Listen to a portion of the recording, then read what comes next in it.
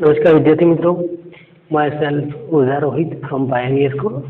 Students, આપણે last વિડીયોમાં જોયું કે આઈ થિંક લાસ્ટ લાઈન આપણી એવી હતી કે the train came to Deoli and looked up and down the platform but I could not see the girl. મેં ટ્રેનની નીચે ઉતરીને જોયું, પરંતુ એ છોકરી મને કોઈ જગ્યાએ દેખાઈ નહીં. એટલા સુધી આપણે લાસ્ટ વિડીયોમાં જોયું હતું. અને હવે આગળથી આપણે જે પેરેગ્રાફ છે આપણે જોઈએ. હવે લેખક પોતે ટ્રેનમાંથી બહાર નીકળ્યા અને જોયું, પરંતુ એ છોકરી કોઈ જગ્યાએ દેખાઈ નહીં. હવે આગળ જે I open the door and stepped out of the football. લેખકે જોયું પ્લેટફોર્મ ઉપર, એટલે એમને કોઈ દેખાયું નહીં, એટલે પોતે શું કરે છે, ધ ટ્રેન કેમ the Deoli and I looked up the town I open the door. હવે જુઓ, હવે કોઈ જગ્યાએ છોકરી પોતે ટ્રેનમાં બેઠા છે, કોઈ જગ્યાએ છોકરી દેખાય નહીં, એટલે શું કરે છે, આઈ ઓપન ધ ડોર, મેં દરવાજો ખોલ્યો, and stepped of the footboard. Footboard એટલે મારા પગને મેં સ્ટેપ્ડ ઓફ એટલે પગ મૂકવાની જગ્યા, જ્યાં આપણે પગ મૂકીએ છીએ ને સ્ટેન્ડ, એ જગ્યાએ એમને પગ મૂક્યો. સ્ટેપ્ડ અપ એટલે પગ ઉપાડ્યો ઓફ ધ ફૂટબોર્ડ, અને હું ડબ્બામાંથી નીચે ઉતર્યો. I open the door and stepped of the footboard. Footboard એટલે પગ મૂકવાની જગ્યા, સ્ટેપ્ડ ઓફ એટલે નીચે ઉતરવું, એટલે કે હું ડબ્બામાંથી નીચે ઉતર્યો. I was deeply disappointed. હું ખૂબ જ નિરાશ હતો. નર્વસ હતા પોતે ખૂબ જ નિરાશ હતા. નિરાશ થવું કે છે આઈ વોઝ ડીપલી એટલે હું ખૂબ જ નિરાશ હતો. આઈ વોઝ ડીપલી ડિસઅપોઇન્ટેડ, હું ખૂબ જ નિરાશ હતો. આઈ ફેલ્ટ, ફીલનું ફેલ થાય વિદ્યાર્થી મિત્રો, ભૂતકાળનું રૂપ છે. આઈ ફેલ્ટ, હું વિચાર્યું હતું કે આઈ હેડ ટુ ડુ સમથિંગ, મારે તેના માટે કંઈક કરવું હતું. આઈ ફેલ્ટ, મેં વિચાર્યું, આઈ હેડ ટુ ડુ સમથિંગ, મારે તેના માટે કંઈક કરવું હતું. And so I run up to the station master, એટલે એમને વિચાર્યું મારે એના માટે કંઈક કરવું હતું, અને હું એન્ડ સો તેથી I run up to the station master, અને હું દોડીને સ્ટેશન માસ્ટર પાસે ગયો હતો. એન્ડ સેડ, અને કહ્યું, હું દોડીને સ્ટેશન માસ્ટર પાસે ગયો. સમથિંગ એટલે કંઈક કરવું હતું, લેખકને તેમના માટે કંઈક કરવું હતું. એન્ડ સો તેથી આઈ રેન, રનનું ભૂતકાળનું રૂપ છે, ran up to the station master. Station master એટલે જ્યાં સ્ટેશનના જે માસ્ટર હોય એમની પાસે હું દોડીને ગયો. એન્ડ સેડ, અને કહ્યું, ડુ યુ નો, તમે જાણો છો, ધ ગર્લ, એ છોકરીને, હું યુઝડ ટુ, જો ખાસ વિદ્યાર્થી મિત્રો, આ યુઝડ ટુ, આ જે છે આ શબ્દનો ઉપયોગ આપણે ખાસ એ ફંક્શનમાં કરીએ છીએ કે જેમાં હેબિચ્યુઅલ પાસ્ટ આપેલું હોય. હેબિચ્યુઅલ પાસ્ટ ઇન એક્શન, આ એક ફંક્શન છે કે when I study in standard 7, જ્યારે હું 7મા ધોરણમાં અભ્યાસ કરતો હતો. આઈ વોઝ નહીં, પણ એની જગ્યાએ શું લખવાનું છે, યુઝડ ટુ. તો I used to participate in annual function, મેં સામાન્ય રીતે હું એન્યુઅલ ફંક્શનમાં ભાગ લીધો હતો. એટલે કે જ્યારે હું 7મા ધોરણમાં હતો, when I was study in standard 7, I used to participate, એટલે કે મૂળ ક્રિયાપદ મૂકવાનું છે. આમાં કરતા નથી બતાવ્યું એટલે હું મૂક્યું છે, એટલે સમજાઈ ગયું વિદ્યાર્થી મિત્રો. હું used to sell basket here, કે જે સામાન્ય રીતે કે જે ટોપલીઓ વેચતી હતી. એટલે કે તમે ટોપલીઓ વેચતી છોકરીને જાણો છો, યુ નો. હું used to sell basket here, એટલે કે અહીં એ ટોપલીઓ વેચે છે. Do you know the girl, તમે એ છોકરીને જાણો છો કે જે અહીં ટોપલીઓ વેચે છે, કે જે અહીં ગુનો મતલબ થાય છે કે જે ટોપલીઓ વેચે છે. અહીં આપણે એવું પણ લખી શકીએ, ડુ યુ નો થી પ્રશ્નાચિહ્ન ન હોત તો આપણે અહીં પણ લખી શકીએ આઈ યુઝડ ટુ નો, પણ અહીં હું કીધું છે કે જે અહીં ટોપલીઓ વેચે છે. એટલે આપણું આ ફંક્શન છે હેબિચ્યુઅલ પાસ્ટ ઇન એક્શન, ભૂતકાળની ટેવ દર્શાવવા માટે આપણે આ ફંક્શનનો ઉપયોગ કરીએ છીએ વિદ્યાર્થી મિત્રો. તો ખાસ યાદ રાખવાનું કે આને કહેવાય હેબિચ્યુઅલ પાસ્ટ ઇન એક્શન. ધોરણ 10, 11, 12, ધોરણ 9માં આપણે ખાલી એની વિશે થોડી હિન્ટ મેળવી લઈએ કે ભાઈ આનો મિનિંગ શું થાય છે.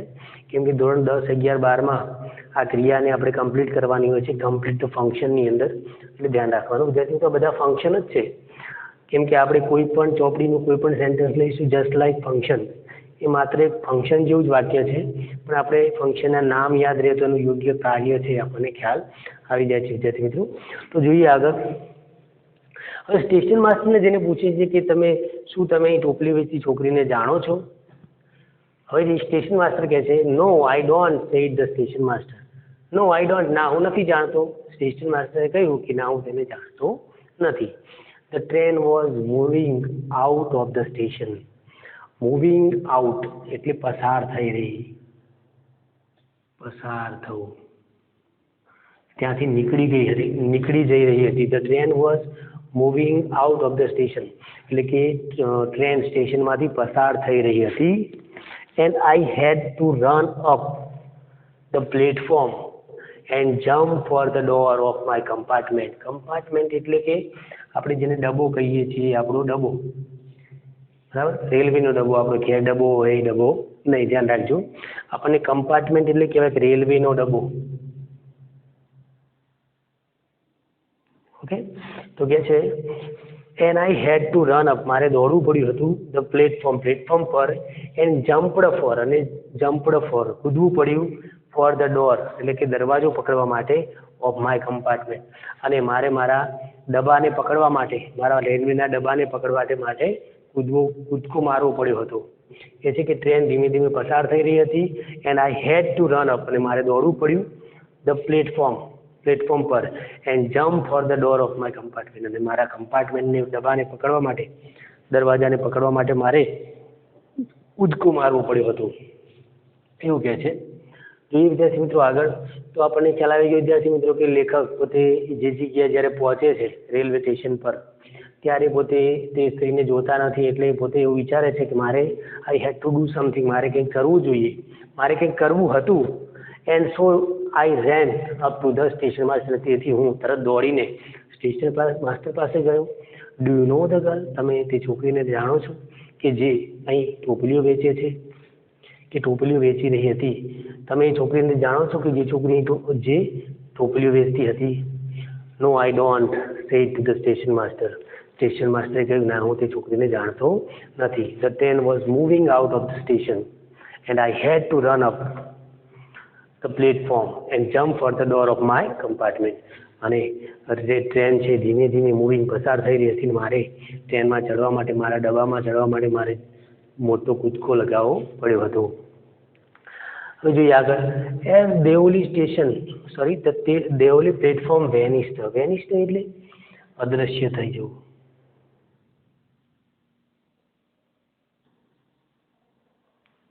હવે સ્ટેશન છે અદ્રશ્ય થઈ ગયું હતું. આઈ ડિસાઇડેડ, મેં નક્કી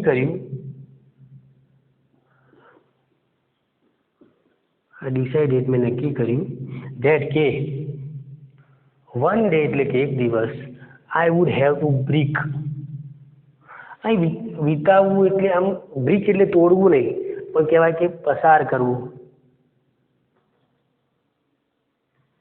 બીજો શબ્દ કહેવાય કે વિતાવવું. શું કહે છે? I would have to break journey there, તેમણે નક્કી કર્યું કે વન ડે એક દિવસ આઈ વુડ હેવ ટુ પૂર્ણ ક્રિયા મસ્ટ ફરજિયાતપણાના અર્થમાં દર્શાવે છે, મસ્ટ જેવો અર્થ. I would have to break journey there, હું એક દિવસ ત્યાં પસાર કરીશ, હું એક દિવસ ત્યાં વિતાવીશ, એક દિવસ હું ત્યાં પસાર કરીશ, મારી મુસાફરી ત્યાં એક દિવસ હું વિતાવીશ. I would spend the day in the town, make enquiries કરવી એટલે પૂછપરછ કરવી.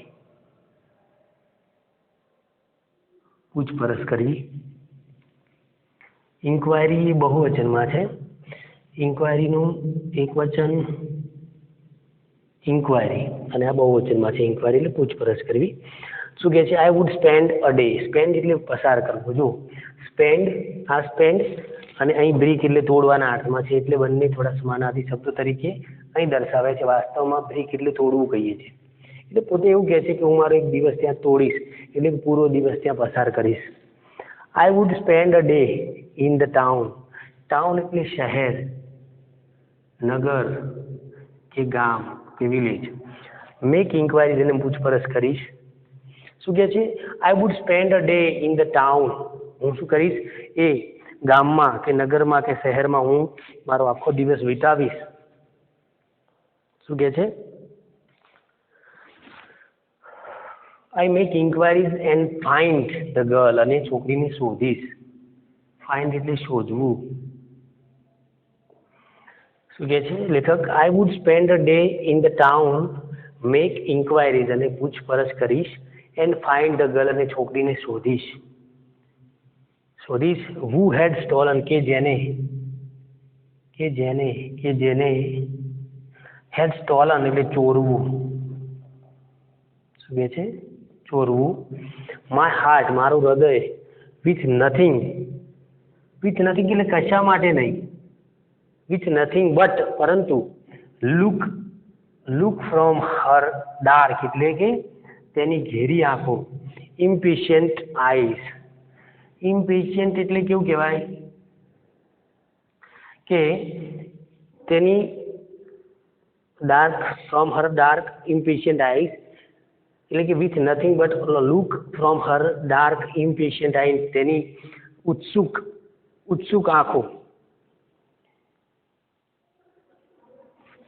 આપણે એવું પણ કહી શકીએ કે તેની અધીરાઈ ભરી આંખોએ, અધીરાઈ ભરી એવું પણ કહી શકીએ.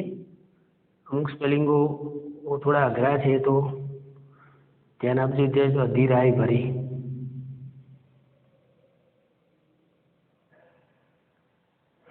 એવું કહે છે કે લેખક એક દિવસ એઝ દેવલી પ્લેટફોર્મ વેનિસ્ડ, પોતે લેખક ટ્રેનમાં નીકળી ગયા પણ વેનિશ થઈ ગયા એટલે અદ્રશ્ય થઈ ગયું પ્લેટફોર્મ. અને તેમને નક્કી કર્યું કે I decided that one day I would have to speak journey there. અને એક દિવસ તેઓ પોતે આખો દિવસ ત્યાં વિતાવશે. I would spend a day in the town. હું આ નગરમાં વિતાવીશ. મેક ઇન્ક્વાયરીઝ એટલે પૂછપરછ કરીશ કે અને શોધીશ કે જેને મારું હૃદય, હાર્ટ એટલે હૃદય, ચોર્યું છે. શું કર્યું છે?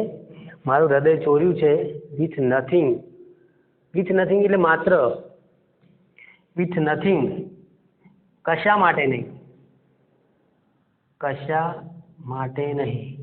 માટે નહીં. નથિંગ એટલે કશા માટે નહીં, પરંતુ look from her dark impatient eyes. પરંતુ લુક એટલે ફ્રોમ હર ડાર્ક એટલે એની ઘેરી આંખો, ડાર્ક એટલે ઘેરી આંખો. તેને કશા માટે નહીં કે કશું નહીં, પરંતુ એની જે અધીરાઈ ભરી ઘેરી આંખોએ મારું હૃદય જે જીતી લીધું, મારું હૃદય જેને ચોરી લીધું તેવી એ છોકરીને હું ત્યાં આખો દિવસ, એક દિવસ પસાર કરી અને પૂછપરછ કરીને શોધીને ત્યાં આખો દિવસ પોતે વિતાવશે. લેખક પોતે કહે છે કે જે છોકરીએ મારું હૃદય ને ચોરી લીધું એ કેવી? માત્ર વિથ નથિંગ કશા માટે નહીં, પરંતુ તેની ઘેરી અને અધીરાઈ ભરી આંખોએ મારું જે હૃદય ચોરી લીધું તેના માટે હું પોતે લેખક, ઓથર એ એવું કહે છે કે પોતે ત્યાં આખો દિવસ કયા ગામમાં? દેવોલી ગામમાં પોતે આખો વિતાવશે, આખો દિવસ ત્યાં, અને પોતે તેની શોધખોળ કરશે. તો આપણને બહુ સરસ વાત કરી છે આ વાતમાં કે લેખક પોતે એક પોતાની જે બાયોગ્રાફી છે એમના શબ્દો તમને રજૂ કરે છે કે પોતે એક વાસ્તવિક જીવનમાં તમને રજૂ કરેલી બાબતની સ્ટોરીને તમારી સમક્ષ રજૂ કરી છે. તો આ હતું આપણું લેશન. અને તમારે જે એના ક્વેશ્ચન આન્સર છે એ તમારે તમારી નોટબુકમાં લખવાના છે. દરેક યુનિટના 20 ક્વેશ્ચન તમારે નોટબુકમાં લખવાના છે. સ્વાધ્યાય પોથી હોય તો સ્વાધ્યાય પોથી પણ કમ્પ્લીટ કરવાની છે વિદ્યાર્થી મિત્રો. તો નેક્સ્ટ ફરીથી પાછા આપણે આપણા વિડીયોમાં મળીશું. Thank you student.